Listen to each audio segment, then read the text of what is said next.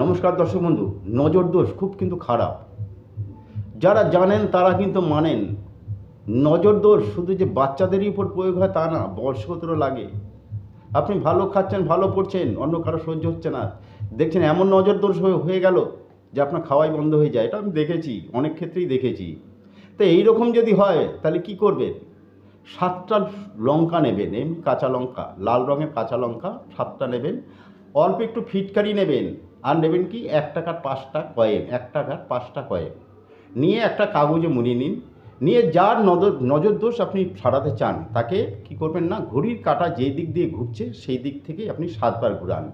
ঘোরানো হয়ে গেল, নিয়ে ওই পুনরায় ওইগুলোকে আপনারা কাগজে মুড়িয়ে নিয়ে শনিবার দিন রাত্রিবেলা যে কোনো সময় আপনারা যে কোনো চৌরাস্তার মোড়ে ফেলে দিয়ে চলে আসুন। পিছনে ফিরে আর তাকাবেন না, দেখুন তারপরে রেজাল্ট। নমস্কার।